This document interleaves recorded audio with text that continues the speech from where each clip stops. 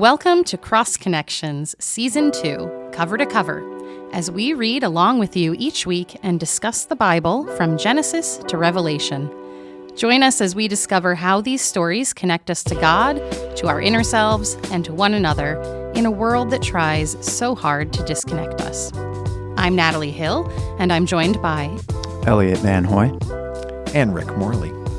And congratulations. If you've been reading along with us, you are 21 chapters into the book of Genesis and 7 chapters into the Gospel of Matthew, and you did it. Woohoo! Woo! Week 1 down. Great start. almost halfway through the first book. Yeah.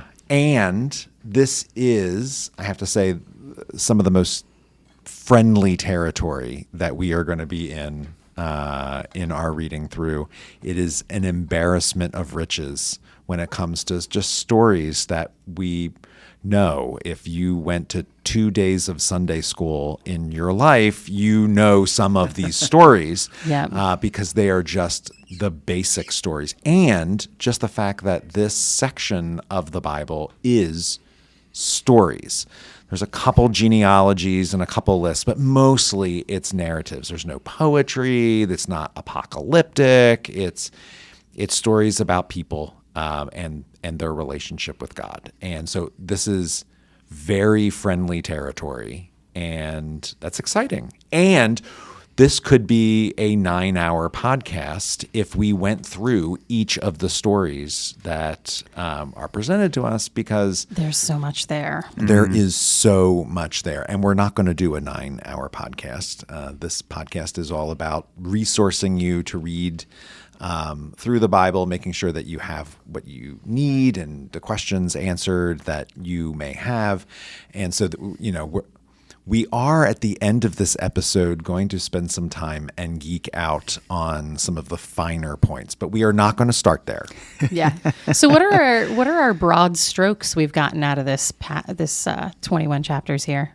Yeah, why don't we, I'll even go even further back than broad strokes, and someone might have the question of just, what is this book? Genesis, right? Mm-hmm. So maybe just to address that, the name Genesis is a translation from the first Hebrew word in the entire book. So it says in our English translation something along the lines of "in the beginning," in Hebrew Bereshit, and then that's translated Genesis, and that's where the name of this book comes from. And so right there, you get that kicking off with "in the beginning." So this is a story about origins, beginnings, literally the beginnings of everything. And so those first 11 chapters are typically called the primeval history. So a lot of those kind of big picture beginnings, the beginning of the world, the beginning of humanity, Adam and Eve, their descendants, Noah, this giant worldwide flood in Genesis chapter 6. And then there's a transition in chapter 12 to Abraham and his descendants. And this is when things get a little more concrete. So this is typically called the ancestral history. And this really focuses on God's promises to Abraham, his promises to bless him, to give him descendants, to give him a land. So again, as Rick said, really all of Genesis and these first 20 chapters, we get a little bit of the primeval history, or all of the primeval history, some of the ancestral history, and we're really hitting those big stories that we've all heard in Sunday school. Cain and Abel, Noah, Sarah and Abraham going down to Egypt. The Tower of Babel. What the heck's going on there? Yep. So, yeah, I think you're really hitting some of these foundational texts to Christian faith, to Jewish faith, even to Islamic faith. This is actually the first text in all 3 canons. So these are really the stories that are foundational to the origins and beginnings of our faith. Right? And those first 11 chapters are about, like, the lens is wide. We're not, no one's saying that Adam and Eve were Jewish. Right. They're human, right? And Cain and Abel are human. It's not until we take that turn to the ancestral history that we start following one family that turns into the nation of Israel. And so it's that chapter 11 that reframes the scope of pretty much the rest of the Hebrew Bible, the Old Testament, which is going into this family, which turns into but we start not with the family. We start with everyone. Which I'm so glad you said that, because I think that's really pivotal. And it is this, what's a good word, like dialectic, this tension between the two that really remains through all of Scripture, this particularity of God and God's people, but also this cosmic scope. And you even see that here in the difference of God's covenants with Noah and Abraham, right? So when God makes his covenant with Noah, it talks about all flesh. When God makes his covenant with Abraham, it's more particular. Yep. It's making a people. So I mean, it's so cool to see this tension between the two. But that's a really good point. It really does pivot around this transition of the lens focusing in. And then we're not there yet, but we'll eventually talk about the New Testament. But the New Testament also does a reshifting of the lens, where yes, Jesus comes into the nation of Israel, into that family, but then his focus shifts to the whole world. So like the same shift we see here from the world to this family nation then becomes a shift outward in the New Testament. Yeah.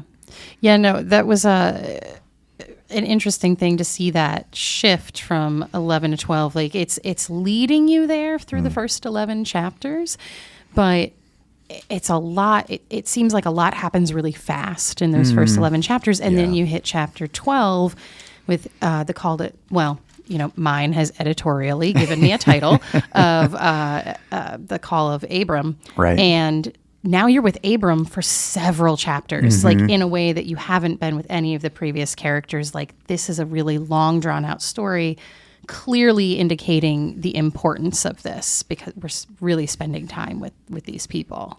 Yeah, that's a great point. So one of the things I'm thinking about right now is maybe to focus on the primeval history. How do we kind of understand these big events that are taking place in these chapters? What are some of the big touch points, and what are some of the ways we can read these texts? I don't know. Maybe we don't have to go that direction, but something I'm thinking about. I think there's just so many big texts, big stories, big things happening there. And like Natalie said, we don't get to spend a lot of time with them. Everything's kind of coming at you pretty quickly, but I don't know if y'all have any thoughts. So the word I always use when looking at the primeval history is that it's like a dreamscape. It is like, it's like a wild dream. if I came Talking snakes. if I came to staff meeting, I was like, guys, I had a dream where like snakes were talking and people were living to 900 years and dudes, cutting birds in half and walking through them. You would wonder, you'd ask me what I had for dinner the night before, because like clearly I was having some indigestion in the night. It's dreamscapey. It's wild, and it can be a little unsettling for people as they like, oh, we're reading these stories about the Bible, but like, whoa, what?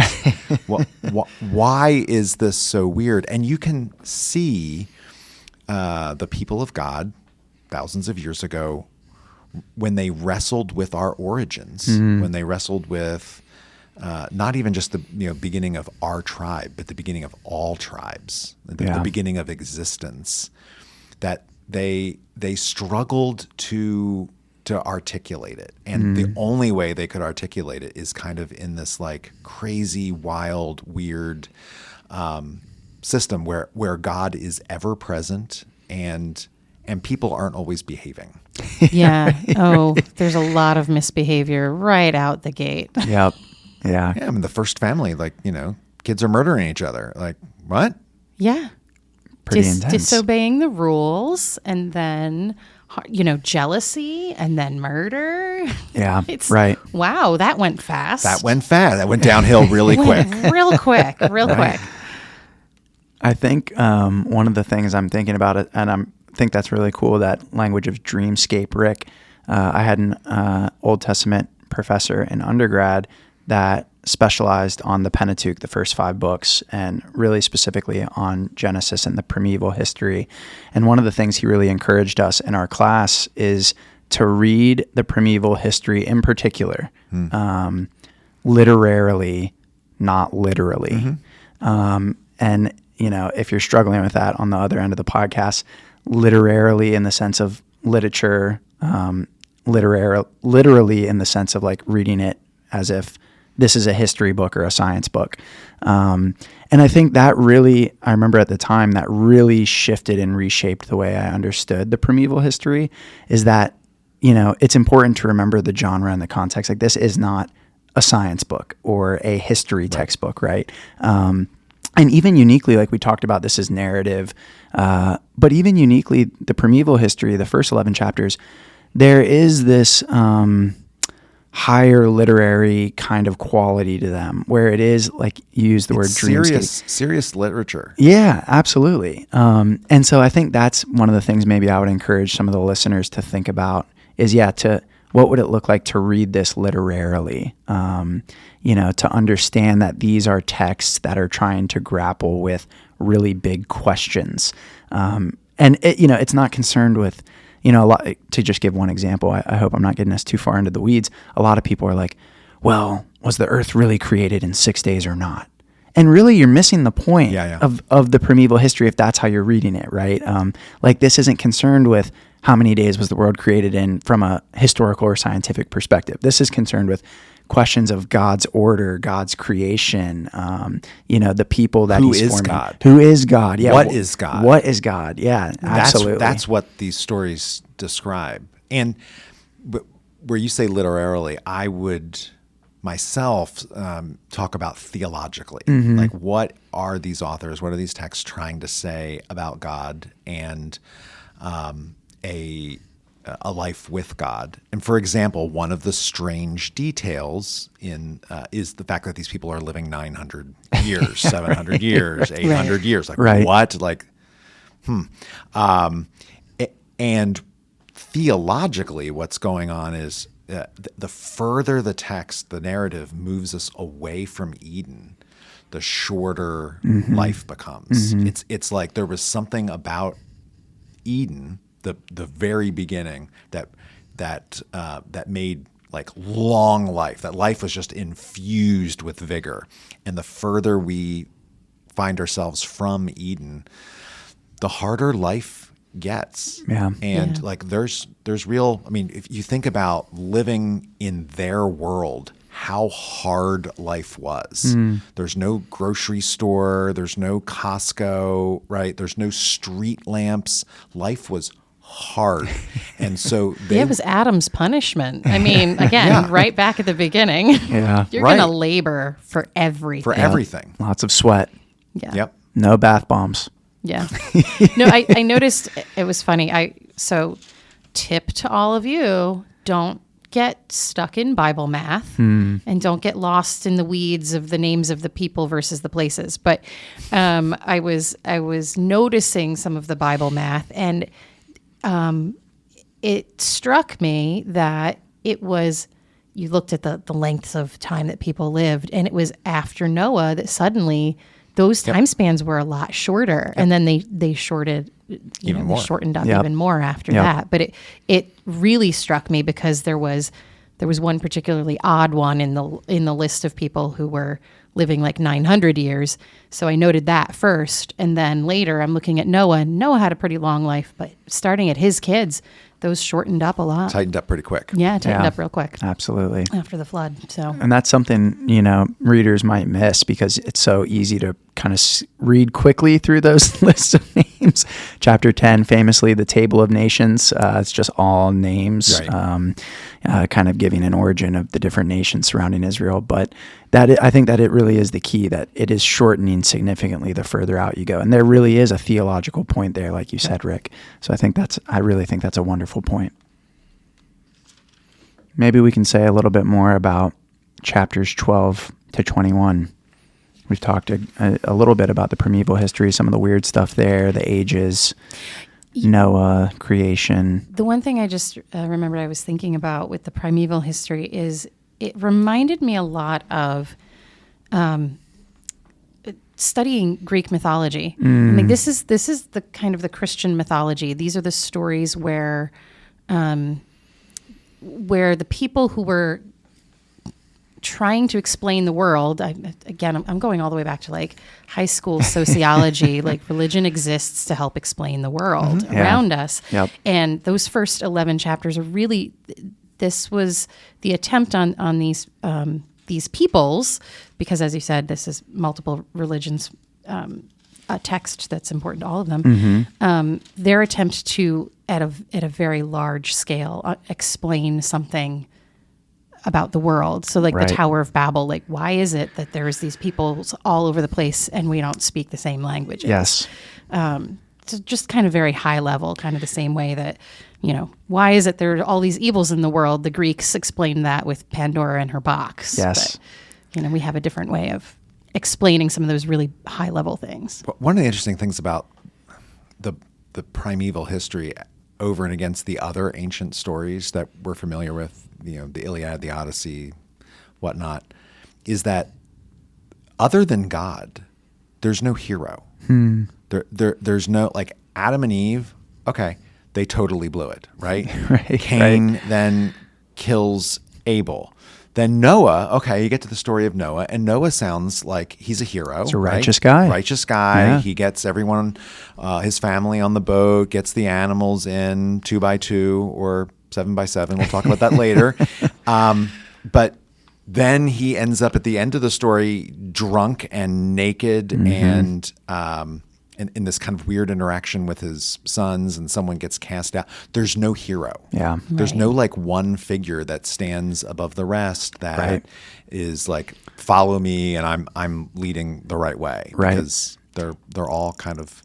And even, you didn't mention Abraham, but even if, I think for so many it'd be Abraham, right? Again, these three religions, Abrahamic faiths, like this is the father of so many peoples. And he's handing his wife off. He's a terrible dude.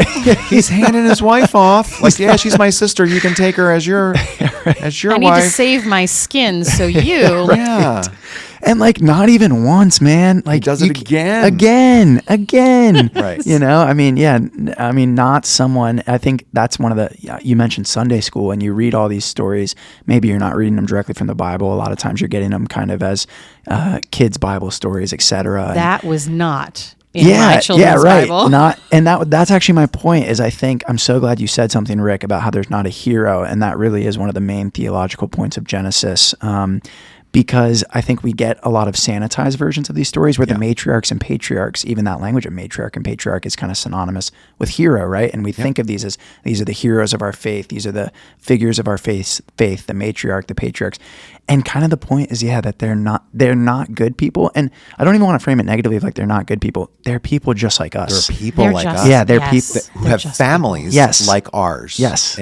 I mean, once we get to the ancestral history and we're talking about the family of Abraham, Isaac, and Jacob, and Joseph and all of their wives, plural, we're talking about the origin family of the people of God.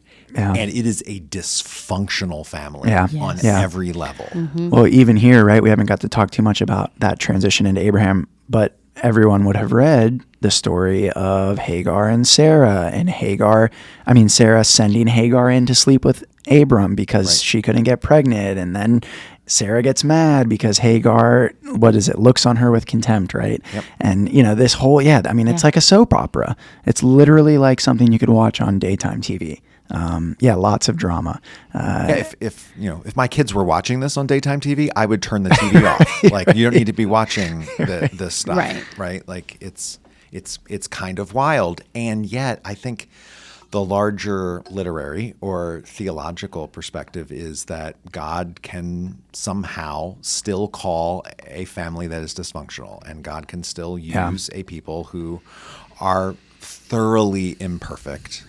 And God, as you say, God is really the hero in a lot of these ways. I mean, God also does some things that you might look at a little askance, like flooding the entire world.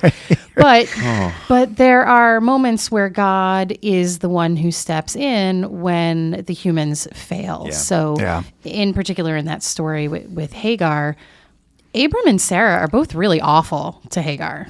And you shouldn't ask for any of this. Poor woman's a slave. Yeah. And it's God who steps in and says, I got you. Right. I got you. I'm going to take care of you. And Right. so there's your heroes. God's the hero in here. Yeah. Yeah. Yeah. And I don't want to, maybe we're going down this God as a hero thing for too long, but, and we've talked about Greek mythology, but maybe something worth mentioning here, not to scare anyone, is that a lot of these stories, especially in the primeval history, have antecedent stories in the ancient Near East. And so some of those stories are the Epic of Gilgamesh, the Enuma Elish, these kind of ancient Near Eastern creation and flood stories. So with the creation of Adam and Eve and then the flood with Noah, like there are lots of stories in the ancient Near East from the neighbors of Israel, from the Babylonians, from the Assyrians, from the Philistines.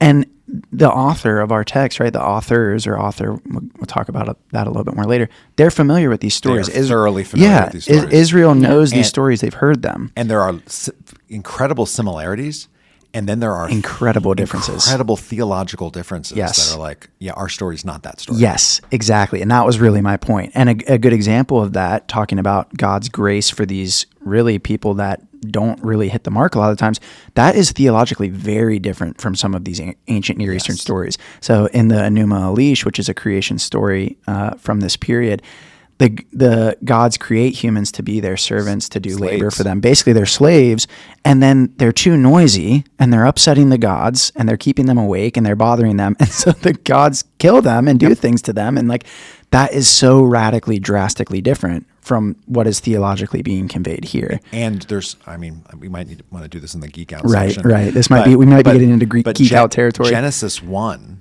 the first creation story, seems to directly refute the Enuma Elish on several points. Yeah. Our God is not like that God. Yeah. Our God is not creating humans to be slaves. Yep. Our God creates humans in his image. Yeah, absolutely.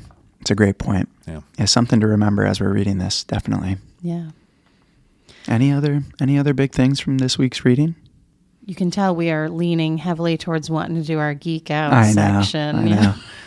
But we got to... Before we go too geeky, should we just talk about the us, our language around God? Because that might have been... Yeah, I'm that definitely I noticed when at some point God said, oh goodness, and I can't remember the exact. Let us do something, and I was like, oh, God is speaking of God's self in the plural in this particular translation, and I'm curious about that. If we started referring to God in the plural in church on Sunday morning, there would be a riot that would break out, and it would sort definitely, of rightly, it would definitely startle people, right? If, but it's right here in the first chapters of the Bible. We see this plural use of God. Yeah. So one particular verse, there's probably a few, but chapter 1, verse 26, then God said, let us make humankind in our image. So if anyone's wondering what we're referring to, that's the verse there.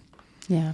I talked to a rabbi friend of mine, and the Jewish faith has no Trinity. It is just monotheism, right? God is one, period, end of story. And I asked him, like, what do you do with this? Because we at least have a Trinity. We and the ancient church fathers, Christian church fathers, did say this us, our language seems to be God speaking to God's self amongst the Trinity. Mm-hmm. But our Jewish brothers and sisters don't have that. And he said, oh, yeah, that's the heavenly court. That's God speaking to the other angels and the other heavenly beings in sort of a heavenly court scene. And I was like, oh, okay. Are we made in their image too? Let us make humankind in our image. Where did they come from? The other heavenly beings? Right. Oh, yeah. I know. Well, yeah. So we're getting into like some of the nitty gritty and the wait a minute. Well, I do like this one because I think it's interesting and it clears up maybe some misconceptions. Because I think throughout the Old Testament we will find, especially when there are revelations of God or when people in the Old Testament are seeing God, a lot of times where they see him is in this sort of heavenly host throne room. Yeah. So just to continue to expound on that and not to get us too crazy here, there's a verse in 1 Kings 22:19, and this is what it says. And this maybe just provides some context to what your rabbi friend said, Rick. 1 Kings 22:19 says, then Micaiah said, Therefore, hear the word of the Lord. I saw the Lord sitting on his throne, which is pretty typical in these visions, with all the host of heaven standing beside him, to the right and to the left of him. Yep. So yeah, I mean, I think that's where a lot of, as you pointed out, Jewish interpreters, that's what they're going to see in this. The book of Job begins with a heavenly court scene book with of God Job. Right, gathered we with are all the heavenly far beings. into other chapters Okay. of the Bible, but we're only Thank in you the for first pulling us back. 21 chapters of Genesis right now. You will have to do this to me throughout this whole series. I know. Well, see, I'm just trying to. So is it time to geek help out? out the folks who are listening. Going, Absolutely. What? Who? Malachi? I know. So- Micaiah. Micaiah. See, I But didn't also even get the name right. Malachi. Yeah, there's Yeah, that's lots of names in these chapters too. There are so a lot many of names. Don't worry about all the Don't names. worry about Yeah. the names. But yeah, mate, you were saying, Natalie, maybe it's our time to put a pause in the episode. Well, so I think at this moment we just want to let our listeners know that if you're gonna just read this and just get what you can out of what's been read without too deep a dive, you could feel free to check out at this point. No because problem. We are about to go a little bit more into a geek out session. We do not want to make things more complicated for people who just Amen. don't want Yeah, to be more amen. complicated. But for those Yeah. that would like a little more complexity, we're going to get a are little here. bit more complex. So if you'd like to hear us continue to geek out, please join us for our bonus episode, which should be the next episode that comes up in your podcasting app. We're gonna keep reading Genesis. We're gonna make it almost to the end of Genesis by next week's podcast. We'll be right at the end. That'll be exciting. Talking about Abraham and Isaac, some crazy stories that happen here at the end of Genesis. Joseph, right? Oh yeah, Right, going down His to Technicolor Egypt. Dreamcoat. Yeah, going to be some really fun stuff to talk about. Yep, we got some great stuff coming up. So please continue reading along. If you haven't started yet, you can feel free to catch up. But thank you for listening to this episode of Cross Connections, Cover to Cover. New episodes drop each Wednesday. Be sure to follow or like us on your favorite podcasting app to find us easily each week, or join our email list at stdavidschurch.org Cross Connections. If you have questions, if we did not cover something in this very thorough episode, please give us a call at 484-588-5656 and leave a voicemail with your name, where you're from, and your question or comment. Please note we may use your recorded voice in an upcoming episode of Cross Connections. If you like what you hear, we'd love it if you would share this with your friends and rate us in Spotify and Apple Podcasts so other people can find us as well. Don't forget to visit our show notes for the year's reading list and the resources for some of the things that we've mentioned. Cross Connections is a ministry of St. David's Church in Wayne, Pennsylvania. Season 2, Cover to Cover, is hosted by Rick Morley. Elliot Van Hoy. and Natalie Hill. Logo graphic design and podcast production by Natalie Hill. Stock media music provided by Marscott and Mood Mode Pond 5. You're welcome to learn more about all of St. David's worship and ministries at stdavidschurch.org. Thanks for listening.